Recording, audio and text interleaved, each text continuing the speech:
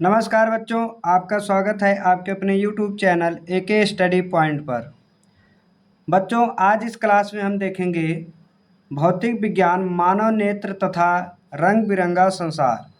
तो बच्चों, इससे पहले वाली जो क्लास हमारी सभी हुई हैं, यदि आपने अभी तक वो क्लास नहीं की है तो सबसे पहले आप उन सभी क्लासों को कर लीजिए जो कि आपके एग्जाम दृष्टि से बहुत ही महत्वपूर्ण है।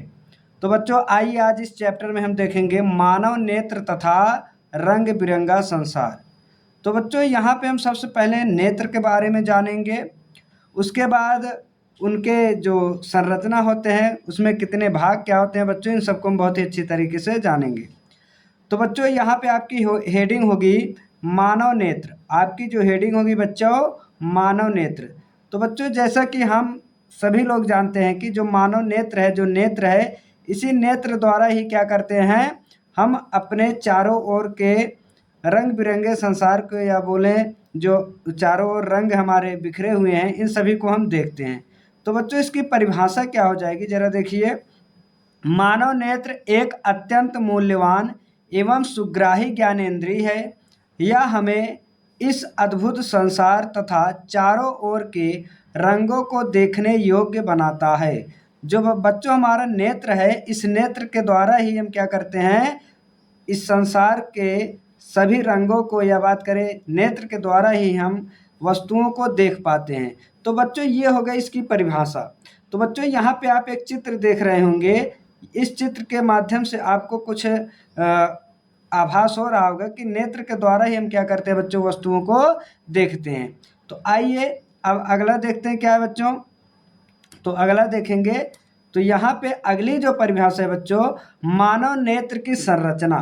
तो बच्चों, ये जो हमारा मानव नेत्र है, ये आपका एग्जाम दृष्टि से बहुत ही महत्वपूर्ण है, जिसमें आपका आ जाता है बच्चों मानव नेत्र की संरचना कीजिए। और ये लॉन्ग में आता है बच्चों, ये लगभग आपका 5 नंबर का होता है। तो बच्चों, यहाँ पे हम देखेंगे मानव नेत्र की संरचना। मानव नेत्र की संरचना, ये जानते हैं मानव नेत्र की संरचना क्या होती है बच्चों। ये मानव नेत्र की संरचना, इसमें देखिए जरा परिभाषा इसका क्या कह रहा है कि मानव नेत्र के निम्नलिखित मुख्य भाग हैं। तो बच्चों, जो मानव नेत्र है, इसके हमारे क्या हैं, निम्नलिखित मुख्य भाग हैं। ये कई मुख्य भागों से मिलकर हमारा क्या होता है बच्चों, नेत्र बना हुआ है। तो इसमें आपको दिख रहा होगा, ये पॉइंट किया हुआ है। जैसे यहाँ पे बात करें बच्चों, स्वच्छ मंडल, नेत्रोध, क्रिस्टली लेंस, पुतली, परितारिका, दृष्टि तंत्रिका, दृढ़ पटल। तो बच्चों, यहाँ पे दृढ़ पटल भी एक होता है, ठीक है। सबसे ऊपरी भाग जो होता है बच्चों, दृढ़ पटल होता है। दृढ़ पटल, दृढ़ पटल होता है। और यहाँ पे आपको दिख रहा होगा दृष्टि पटल। बच्चों, यहाँ पे दृढ़ पटल और दृष्टि पटल अलग अलग चीज़ें हैं। तो बच्चों, जब आपको मानव नेत्र की संरचना आ जाए करने के लिए, तो आप सबसे पहले हेडिंग डालेंगे मानव नेत्र की संरचना। उसमें परिभाषा लिखेंगे मानव नेत्र के निम्नलिखित गुण है। उसके बाद बच्चों, आप ये अच्छा सा बहुत ही प्यारा सा क्या बनाएंगे, चित्र बनाएंगे। उसके बाद इसको क्या करेंगे, ये जैसे पॉइंट करके नाम लिखा गया है, ऐसे इसी तरीके आपको लिख देना है। तो अब आइए बच्चों, इसमें एक एक पॉइंट को हम एक एक जो हमारे पॉइंट है, इनकी परिभाषा देखते हैं ये क्या होते हैं। तो आइए बच्चों, आगे देखते हैं। तो बच्चों, लास्ट तक बने रहिए, ये आपका बहुत ही महत्वपूर्ण चैप्टर चल रहा है, ठीक है। तो इसमें अब आइए अगला देखते हैं। तो सबसे पहले बच्चों जो है, दृढ़ पटल या श्वेत पटल। तो दृढ़ पटल या श्वेत पटल किसको कहते हैं, इसको आप जानिए पहले। तो दृढ़ पटल, यहाँ पे आपको सफ़ेद वाला पार्ट है बच्चों, ये नेत्र में जो क्या है, सफ़ेद वाला पार्ट है, इसी को ही हम क्या कहते हैं बच्चों, दृढ़ पटल कहते हैं या श्वेत पटल कहते हैं।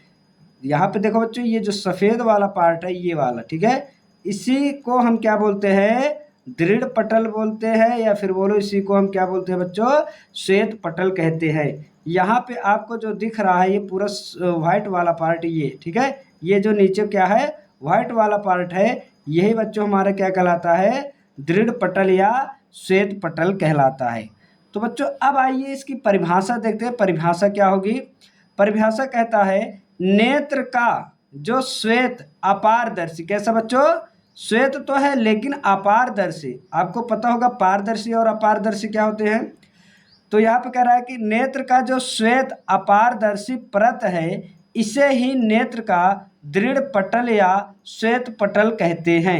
इस भाग को ही बच्चों, इस जो व्हाइट वाला भाग है इसे हम क्या कहेंगे बच्चों, दृढ़ पटल या श्वेत पटल कहते हैं। यह नेत्र के आंतरिक भागों की सुरक्षा करता है। तो बच्चों ये जो श्वेत पटल है या दृढ़ पटल जो है, तो ये नेत्र के क्या करता है बच्चों, आंतरिक भागों की सुरक्षा करता है। आई होप आपको यहाँ तक बहुत ही अच्छे से समझ में आया होगा। अब आइए अगला पॉइंट देखते हैं, अगला नंबर क्या है बच्चों।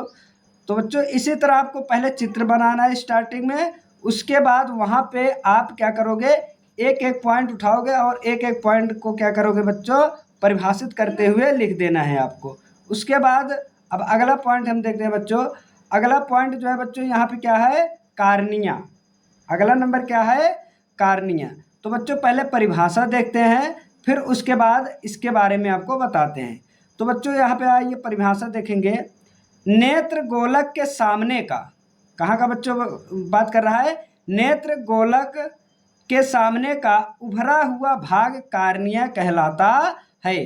तो बच्चों यहाँ पे आपको दिख रहा होगा ये, ठीक है, नेत्र गोलक का जो बाहर का उभरा हुआ भाग होता है, इस भाग को ही हम क्या बोलते हैं बच्चों, कार्निया कहते हैं। बात समझ में आए बच्चों, इसे ही हम क्या कहते हैं, कार्निया कहते हैं। सबसे पहले प्रकाश नेत्र के कार्निया पर ही पड़ता है।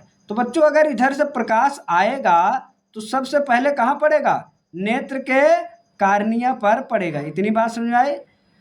इसी भाग से होकर नेत्र में प्रवेश करता है। तो बच्चों सबसे पहले कार्निया पे पड़ेगा, तो इसी से होते हुए सीधा कहाँ पहुँचेगा बच्चों, नेत्र में प्रवेश करेगा। आई होप आपको यहाँ तक समझ में आया होगा। तो बच्चों यहाँ पे आपके लिए क्वेश्चन ये है, नेत्रदान, आप एक सुने होंगे शब्द, क्या बच्चों, नेत्रदान, ठीक है, नेत्रदान। आपको यहाँ पे बताना है बच्चों, नेत्रदान में क्या दान किया जाता है, नेत्रदान में क्या क्या दान किया जाता है, नेत्रदान में कौन सा भाग दान किया जाता है, आपको यहाँ पे बताना है, ठीक है। नेत्रदान में क्या दान किया जाता है, आपको बताना है नेत्रदान में कौन सा भाग दान किया जाता है। ये आपके लिए क्या रहेगा बच्चों, ये आपके लिए क्वेश्चन है, इसका आंसर आप जरूर बताएंगे कमेंट बॉक्स में। तो आई होप आपको यहाँ पे समझ में आया होगा।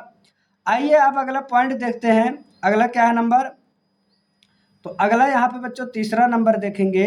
तीसरा नंबर रक्तक पटल, क्या बच्चों यहाँ पे, ये बच्चों रक्तक पटल लिखा हुआ है, ठीक है। तीसरा नंबर जो है क्या है, रक्तक पटल है, ठीक है। ये बच्चों ये 3 नंबर है, तीसरा नंबर जो है रक्तक पटल, ठीक है। ये तीसरा नंबर बच्चों जो है ये रक्तक पटल है, ठीक है, रक्तक पटल। अब इसमें बच्चों हमें पता होना चाहिए रक्तक पटल क्या होता है। तो बच्चों हमने आपको पहले, सबसे पहले क्या बता दिया, आपको बताया कि श्वेत परत या दृढ़ पटल, ठीक है, क्या होता है। तो बच्चों हमने आपको ये बताया था कि ये जो नेत्र का दृढ़ पटल है, क्या है बच्चों, नेत्र का जो दृढ़ पटल है, इसे ही ये जो सफ़ेद है, ठीक है, इस व्हाइट परत को ही हम क्या कहते हैं बच्चों, व्हाइट परत को हम क्या कहते हैं, व्हाइट परत को हम क्या कहेंगे, व्हाइट लेयर को हम, इस व्हाइट लेयर को हम क्या कहते हैं बच्चों, दृढ़ पटल कहते हैं, ठीक है। अब इसका रक्तक पटल की परिभाषा जरा सुनिए। श्वेत पटल के अंदर की ओर एक काले रंग की झिल्ली होती है जिसे रक्तक पटल कहते हैं। तो बच्चों ये जो हमारा श्वेत पटल है, ठीक है, ये जो श्वेत पटल है इसके अंदर की ओर, किस तरफ बच्चों, अंदर की ओर एक काले रंग की झिल्ली होती है जिसे हम क्या कहते हैं बच्चों, रक्तक पटल कहते हैं। अब आइए आगे देखते हैं।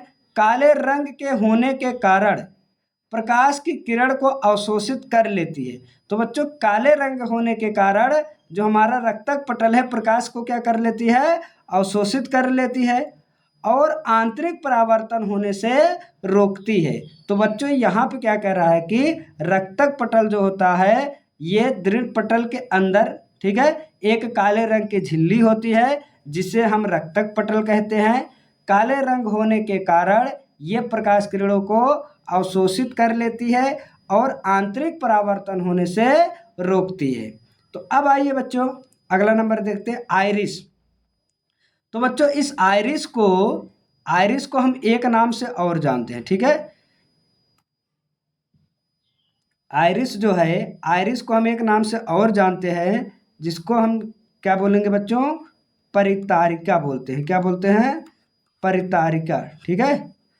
आइरिस को हम एक नाम से और जानते हैं। अगर आपको आइरिस ना दिखा तो बच्चों यहाँ पे हम एक नाम से और जानते हैं, परितारिका, ठीक है बच्चों। आई होप आपको समझ में आया होगा। आइरिस को हम एक नाम से और जानते हैं, दूसरा नाम इसका क्या है बच्चों, परितारिका है, ठीक है। अब आइए देखते हैं बच्चों यहाँ पे, कार्निया के पीछे, किस तरह बच्चों, कार्निया के पीछे एक रंगीन काली, कैसा बच्चों, काली, यहाँ पे ये ब्रैकेट में रहेगा, काली अथवा नीली रंग की, ठीक है, काली, सॉरी बच्चों यहाँ पे ये ब्रैकेट आपका यहाँ लगना चाहिए, काली, ठीक है, काली भूरी अथवा नीली रंग की, कैसे बच्चों, काली भूरी अथवा नीली रंग की अपारदर्शी झिल्ली का एक पर्दा होता है जिसे आइरिस कहते हैं। तो बच्चों ये कार्निया के पीछे, ठीक है, एक काली भूरी या नीली रंग की एक अपारदर्शी, यहाँ पे आपको दिख रहा होगा बच्चों ये, ठीक है, यहाँ पे आपको ये पॉइंट, ये देखो आइरिस लिखा है, क्या लिखा है ये बच्चों, आइरिस लिखा है। तो एक अपारदर्शी झिल्ली का पर्दा होता है जिसे आइरिस कहते हैं, जिसे क्या कहते हैं बच्चों, आइरिस कहते हैं। आंखों का रंग आइरिस के रंग पर निर्भर करता है। तो बच्चों यहाँ पे जो आंखों का रंग होता है वो आइरिस के रंग पर निर्भर करता है। तो बच्चों आपको किसी किसी की आंखें देखो काली देखने को मिलती हैं, भूरी देखने को मिलती हैं या नीली देखने को मिलती हैं। तो बच्चों ये आंखों का जो रंग होता है आइरिस के रंग पर ही क्या करेगा ये बच्चों, निर्भर करता है। बात समझ में आए बच्चों, आई होप आपको समझ में आया होगा। यदि आपको वीडियो पसंद आ रहे तो वीडियो को लाइक शेयर और चैनल को सब्सक्राइब जरूर कीजिए। अब आइए बच्चों अगला नंबर देखते हैं, अगला क्या है हमारा, तो यहाँ पे अगला नंबर देखेंगे बच्चों, पुतली। क्या देखेंगे बच्चों, पुतली। अब एक चीज ध्यान देना जरा, ये जो नीला पार्ट था क्या था, जो ये, ठीक है, ये कलर में है, ठीक है, ये जो पार्ट है इसको हमने क्या बोला, आइरिस बोला। अब आपको बीच में दिख रहा होगा बच्चों, ये तो हमारा क्या हो गया, आइरिस वाला भाग हो गया। अब यहाँ पे बच्चों बीच में आपको एक दिख रहा होगा काला, ठीक है, काला दिख रहा होगा, ये ब्लैक वाला, ठीक है, ये कौन सा, ये ब्लैक वाला पार्ट, ठीक है, ये ब्लैक वाला पार्ट जो है, ठीक है, ये क्या है बच्चों, ब्लैक वाला पार्ट जो है, इसी को ही हम क्या बोलते हैं बच्चों, पुतली बोलते हैं, ठीक है, क्या बोलते हैं, पुतली बोलते हैं। अब आइए इसका काम जानते हैं, ये क्या होता है और ये कहाँ होता है। तो बच्चों सबसे पहले इसकी परिभाषा जानेंगे। आइरिस के बीच में एक छिद्र होता है, जो बच्चों अभी हमने बताया, ये जो आइरिस है, ठीक है, ये जो आइरिस है एक पर्दा रहता है, इसके बीच में एक छिद्र होता है जिसे पुतली कहते हैं, जिसको हमने नाम क्या दे दिया, पुतली। बात समझाई, जिसे क्या कहते हैं, पुतली कहते हैं। पुतली प्रकाश की मात्रा को नियंत्रित करता है। जो ये पुतली है बच्चों ना, प्रकाश की मात्रा को क्या करता है, नियंत्रित करता है। तो बच्चों आपको यहाँ पे ये एक चित्र दिख रहा होगा, ये इनके आंख पर क्या लगी हुई है बच्चों, एक पट्टी लगी हुई है, ध्यान समझना, ये क्या लगी हुई है, पट्टी लगी हुई है, ठीक है, ये क्या लगी हुई है, पट्टी। तो आप लोग कभी कभार देखो, जब मूवी देखो तो उसमें जो डाकू होते हैं उनके एक आंख पर क्या लगी रहती है बच्चों, पट्टी लगी रहती है, ठीक है। अब ये पट्टी क्यों लगी रहती है, कुछ लोग सोचते होंगे कि ये डाकू है तो ये अंधा होगा एक आंख से। तो बच्चों वो अंधा नहीं होता, ध्यान समझना जरा। तो ये क्या होते हैं, जो डाकू होते हैं इनका जो सीन होता है, इनको जो रोल करना होता है ये अंधेरे में करना होता है, और जस्ट क्या करना होता है, जैसे ही अंधेरे से निकले तुरंत धूप में भी करना होता है, मतलब प्रकाश में भी करना होता है। तो बच्चों जो ये पुतली होती है ना, ये इतना जल्दी एडजस्टमेंट नहीं हो पाती, इसलिए जब अंधेरे में कर रहे हैं तो दूसरे आंख पे पट्टी रहती है, और जब उजाले में सीन करते हैं तो दूसरे आंख पर पट्टी लगा लेते हैं। तो इससे क्या होती है बच्चों, ये जो पुतली है ये, इसको एडजस्टमेंट होने में थोड़ा जो टाइम लगता था, वो अब टाइम क्या होगा बच्चों, जब धूप में है तो दूसरी आंख से वो शूट कर लेंगे, और जब छाँव में है या अंधेरे में है दूसरी आंख पे पट्टी लगा के शूट कर लेंगे। आई होप आपको समझ में आया होगा। तो बच्चों हमने क्या बताया, ये जो पुतली होती है, ठीक है, ये जो पुतली होती है, पुतली क्या करती है, प्रकाश की मात्रा को नियंत्रित करती है। क्या करती है, प्रकाश की मात्रा को नियंत्रित करती है कि आपके नेत्र में प्रकाश कितना जाना चाहिए। ठीक है, ये जो पुतली है बच्चों, ये क्या करती है, प्रकाश की मात्रा को नियंत्रित करती है। तो आई होप आपको समझ में आया होगा। या फिर आप खुद ही एग्जाम्पल अपने साथ अनुभव कर सकते हैं। देखो कभी कभार क्या होता है, जब आप जैसे बाहर उजाले में टहल रहे हैं, जैसे ही अंधेरे रूम में जाएंगे तो एक बार क्या होता है, आपको वहाँ पे वस्तुएं अच्छे से दिखाई नहीं देती हैं। लेकिन जब आप थोड़ी देर वहीं पे रहेंगे तो वो वस्तु आपको दिखने लगेगी। तो ये क्या होता है बच्चों, ये जो पुतली होती है इतना जल्दी एडजस्ट नहीं कर पाती है। बात समझ में आई। तो यहाँ पे एक ही बात समझना, जो पुतली होती है प्रकाश की मात्रा को क्या करती है, नियंत्रित करती है। ठीक है, कि आपके नेत्र में कितना प्रकाश जाना चाहिए। अब आइए अगला देखते हैं बच्चों। अगला देखेंगे तो अगला देखेंगे बच्चों नेत्र लेंस। क्या देखेंगे बच्चों, नेत्र लेंस। तो यहाँ पे समझिए जरा, नेत्र लेंस क्या होता है। पहली बात तो ये समझिए, नेत्र लेंस जो होता है कैसा लेंस होता है, अवतल होता है या उत्तल होता है, इसमें आपको ये बताना है। तो बच्चों यहाँ पे आपको ये चित्र दिख रहा होगा लेंस का, ये ठीक है। यहाँ पे क्या है, ये लेंस है। तो यहाँ पे बच्चों पहले परिभाषा जरा समझिए।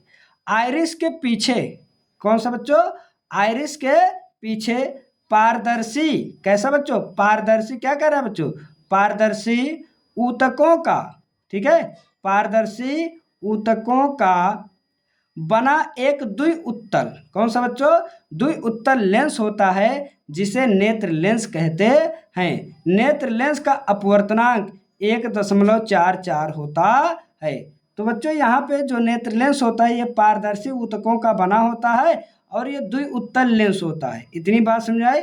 और इसका अपवर्तनांक जो होता है बच्चों 1.44 होता है। आई होप आपको समझ में आया होगा।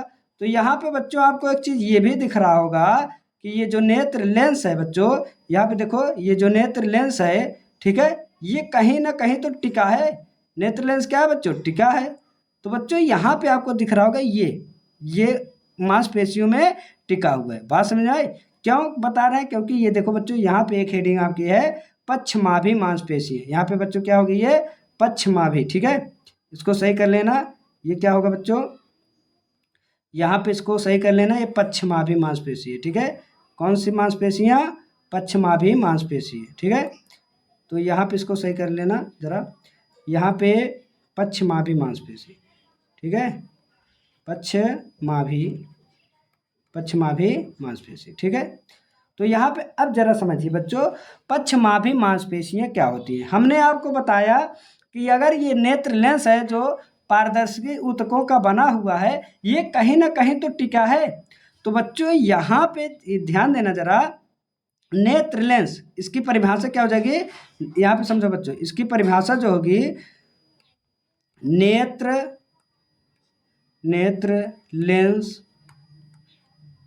लेंस जिन मांसपेशियों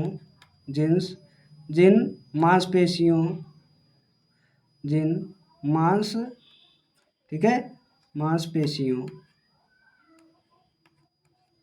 जिन मांसपेशियों के बीच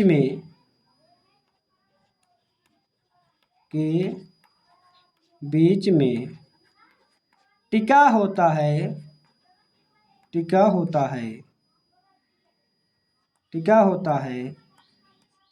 पक्षमाभी मांसपेशियाँ कहलाती हैं। पक्षमाभी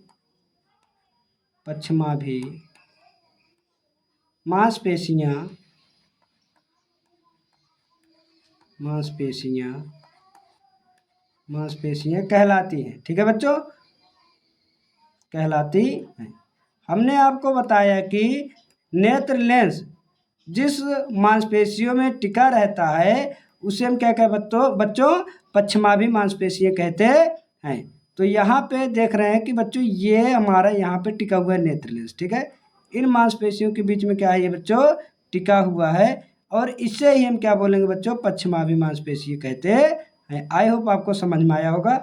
अब आइए अगला देखते हैं। अगला देखेंगे क्या है हमारा, तो अगला देखते हैं बच्चों, 8वां नंबर क्या है? दृष्टि पटल या रेटिना। तो बच्चों नेत्र का सबसे मुख्य भाग, ठीक है, या फिर बोले बच्चों जहाँ पे हमारा प्रतिबिंब बनता है जिससे वस्तुएं में दिखाई देती हैं, इसके बारे में अब हम बात करेंगे। 8वां नंबर दृष्टि पटल या रेटिना। क्या है बच्चों? दृष्टि पटल या रेटिना। आई होप यहाँ पे आपको सभी चीज़ें क्लियर हो रही होंगी। बिल्कुल हम बच्चों यहाँ पे बिल्कुल चित्र के साथ आपको पढ़ा रहे हैं। इससे क्या होगा, आपके सभी डाउट क्लियर हो जाएंगे और बहुत ही ज़्यादा समय तक याद रहेंगे। तो बच्चों यहाँ पे कह रहा है कि दृष्टि पटल या रेटिना। तो बच्चों पहले परिभाषा सुन लेते हैं। नेत्र का सबसे आंतरिक भाग, कैसा बच्चों? नेत्र का सबसे आंतरिक भाग रेटिना है। क्या बच्चों? रेटिना है। रेटिना पर ही किसी वस्तु का प्रतिबिंब वास्तविक और उल्टा बनता है। तो बच्चों यहाँ पे परिभाषा क्या कह रहा है कि नेत्र का सबसे आंतरिक भाग जो होता है वो क्या है हमारा? रेटिना है। और इस रेटिना पर ही हमारा क्या बनता है बच्चों? किसी वस्तु का प्रतिबिंब बनता है। और कैसा होता है? वास्तविक और उल्टा बनता है, परंतु अनुभव के आधार पर हमें वस्तुएं सीधी दिखाई देती हैं। तो बच्चों यहाँ पे जरा ध्यान देना, ये जो नेत्र का आंतरिक भाग होता है, ठीक है, नेत्र का जो क्या है बच्चों? आंतरिक भाग, यहाँ पे देखो आपको लिखा हुआ दिख रहा होगा, ठीक है, ये वाला भाग नेत्र का ये क्या है बच्चों? आंतरिक भाग है, ठीक है। नेत्र का आंतरिक भाग क्या है बच्चों? रेटिना है, ठीक है। इसी रेटिना पर ही क्या बनता है बच्चों? किसी वस्तु का प्रतिबिंब बनता है। किसी वस्तु का क्या बनता है बच्चों? प्रतिबिंब बनता है, ठीक है। अब यह इस रेटिना पर बनने वाला जो प्रतिबिंब होता है वो कैसा होता है बच्चों? वास्तविक और उल्टा बनता है। कैसा बनता है? वास्तविक और उल्टा। लेकिन अनुभव के आधार पर हमें वस्तुएं कैसे दिखाई देती हैं? सीधी दिखाई देती हैं। आई होप आपको ये भी बहुत अच्छे से समझ में आया होगा। तो आइए बच्चों अब अगला नंबर देखते हैं। अगला क्या है? अगला देखेंगे, अगला देखते हैं बच्चों जलीय द्रव तथा कचाभ द्रव। जलीय द्रव तथा कचाभ द्रव। अब यहाँ पे बच्चों इसकी पहले परिभाषा हम पढ़ लेते हैं, ठीक है। परिभाषा बच्चों बहुत ही यहाँ पे आपको शॉर्टली मिल रहा है, इसको अच्छे से याद रखना। तो बच्चों यहाँ पे क्या कह रहा है कि कार्निया और नेत्र लेंस के बीच, किसके किसके बीच बच्चों? कार्निया और नेत्र लेंस के बीच। तो यहाँ पे हमने बताया बच्चों सबसे ये जो उभरा हुआ भाग होता है, ध्यान से बना, ये जो नेत्र का उभरा हुआ भाग होता है इसे ही तो हम कार्निय कहते हैं। इसे ही क्या कहेंगे बच्चों? जो नेत्र का उभरा हुआ भाग है इसको हम क्या कहेंगे? कार्निय कहते हैं, ठीक है। उसके बाद किसके बीच? नेत्र लेंस। बच्चों ये हमारा क्या हो गया? नेत्र लेंस हो गया, ये वाला पार्ट, ठीक है। ये क्या हो गया? नेत्र लेंस हो गया। आई होप आपको समझ में आ रहा होगा। ये क्या हो गया? नेत्र लेंस, ठीक है। के बीच जलीय द्रव, इनके दोनों के बीच में बच्चों यहाँ पे हमारा क्या भरा रहता है? इनके बीच हमारा क्या भरा रहता है? जलीय द्रव भरा रहता है, ठीक है। इन दोनों के बीच में क्या भरा रहता है? जलीय द्रव भरा रहेगा। बात समझ में आई? नेत्र लेंस और कार्निया के बीच में हमारा क्या भरा रहता है? जलीय द्रव भरा रहता है। आई होप आपको ये समझ में आया होगा। अब आगे देखते हैं बच्चों, तथा लेंस और रेटिना के बीच कचाभ द्रव भरा रहता है। तो बच्चों हमने आपको अभी बताया कि नेत्र का जो आंतरिक भाग होता है वो हमारा क्या कहलाता है बच्चों? रेटिना कहलाता है। इसी रेटिना पर ही हमारा क्या बनता है बच्चों? प्रतिबिंब बनता है। तो कह रहा है कि नेत्र लेंस और रेटिना के बीच में हमारा क्या भरा रहता है बच्चों? कचाभ द्रव भरा रहता है। तो यहाँ पे देखो जरा, यहाँ पे आप देखेंगे ये तो हमारा हो गया नेत्र लेंस, ये हो गया हमारा रेटिना। तो इन दोनों के बीच में जो भरा रहता है ये हमारा क्या कहलाएगा? कचाभ द्रव कहलाएगा, ठीक है। इन दोनों के बीच में हमारा क्या भरा रहता है? कचाभ द्रव। बात समझ में आई बच्चों? यहाँ पे इनके बीच में जो भरा रहता है यहाँ पे, इसको हम क्या बोलेंगे? जलीय द्रव बोलते हैं। क्या बोलते हैं? जलीय द्रव, ठीक है, जलीय द्रव। और उसके बाद इन दोनों के बीच में, नेत्र लेंस और रेटिना के बीच में जो भरा रहता है इसको हम क्या बोलते हैं बच्चों? कचाभ द्रव, ठीक है। कचाभ, ठीक है, क्या बोलते हैं बच्चों? कचाभ द्रव, ठीक है। क्या बोलेंगे? कचाभ द्रव। बात समझ में आई बच्चों? आई होप आपको ये सारी बातें समझ में आ रही होंगी। तो अब आइए बच्चों अगला पॉइंट देखते हैं। तो यहाँ पे एक चीज़ बच्चों, एक चीज़ और समझ लो, जैसे यहाँ पे ये देखो दृष्ट तंत्रिकाएं हैं। क्या है? दृष्ट तंत्रिकाएं हैं। ये इस साइड आए हैं बाहर की तरफ। अब इसी के बारे में हम जानेंगे ये क्या होती है। ठीक है, अब आइए देखते हैं अगले पॉइंट में। यहाँ पे आप देखेंगे बच्चों, पीत बिंदु और हमारा क्या है, अंध बिंदु, ये दो चीज हैं। ठीक है, पीत बिंदु और अंध बिंदु। तो सबसे पहले आप बच्चों पीत बिंदु को समझिए। ठीक है, किसको समझिए? पीत बिंदु को समझिए। तो यहाँ पे पहले हम परिभाषा पढ़ते हैं। रेटिना के मध्य में, कहाँ पे बच्चों? रेटिना के मध्य में एक गोल पीला बिंदु होता है। रेटिना के मध्य में क्या होता है बच्चों? एक गोल पीला बिंदु होता है। यहाँ पे बच्चों देखो, ये यही तो हमारा ये रेटिना था। ठीक है, ये हमारा क्या था? रेटिना पार्ट था। ठीक है, ये क्या था हमारा? रेटिना। रेटिना के बीच में एक गोल पीला बिंदु होता है जिसे, ठीक है, जिसे पीत बिंदु कहते हैं। यहाँ पे बच्चों क्या रहेगा? या फिर बोलो इस बिंदु, इसे हम क्या कहते हैं? पीत बिंदु कहते हैं। बात समझाए? जिसे क्या कहते हैं बच्चों? जिसे पीत बिंदु कहते हैं। इस बिंदु पर, ठीक है, इस बिंदु पर बनने वाला प्रतिबिंब, इस बिंदु पर बनने वाला प्रतिबिंब सुंदर और स्पष्ट दिखाई देता है। तो बच्चों इन दोनों के मतलब ये जो हमारा क्या है, दृष्टि पटल बोलो या फिर इसी को क्या बोलो बच्चों? रेटिना बोलो, बात एक ही है। ठीक है, दृष्टि पटल को हम किस नाम से जानते हैं? रेटिना के भी नाम से जानते हैं। इसके बीच में ना, यहाँ पे मान लेते हैं बच्चों, इसके बीच में एक गोल पीला बिंदु होता है जिसको हम क्या नाम, हम किस नाम से जानते हैं? पीत बिंदु के नाम से जानते हैं। बात समझ में बच्चों? रेटिना के मध्य में एक गोल पीला बिंदु होता है जिसे हम पीत बिंदु कहते हैं। और इस बिंदु पर, कहने का मतलब पीत बिंदु पर बनने वाला प्रतिबिंब सुंदर और स्पष्ट दिखाई देता है। कैसा दिखाई देता बच्चों? सुंदर और स्पष्ट दिखाई देता है। इस बिंदु पर प्रकाश की सुग्राह्यता अधिक होती है। जो हमारा पीत बिंदु होता है, पीत बिंदु पर प्रकाश की सुग्राह्यता क्या होती है बच्चों? अधिक होती है। आई होप आपको ये समझ में आया होगा। अब आइए अगला नंबर देखते हैं बच्चों। यहाँ पे देखेंगे 11 नंबर। ठीक है, पॉइंट कौन सा है? 11 नंबर। तो बच्चों यहाँ पे हम देखेंगे अंध बिंदु। अभी हमने बताया, यहाँ पे इससे बैक वाले पहले यहाँ पे समझेंगे जरा। हमने आपको ये बताया था, ठीक है, ये कि ये चीज़ें क्या है। यहाँ पे ये दृष्टि तंत्रिकाएं जो बाहर निकल रही हैं। ठीक है, तो आइए इसी के बारे में अब जानते हैं। अंध बिंदु, ठीक है, अब अंध बिंदु कहाँ होता है, किसको कहते हैं, आइए जानते हैं। दृष्टि पटल या रेटिना की, किसको बच्चों? दृष्टि पटल बोलो या रेटिना बोल दो, बात एक ही है। दृष्टि पटल या रेटिना के जिस स्थान को छेद कर, जिस स्थान को छेद कर प्रकाश तंत्रिकाएं मस्तिष्क को जाती है। कहाँ जाती है बच्चों? मस्तिष्क को जाती हैं।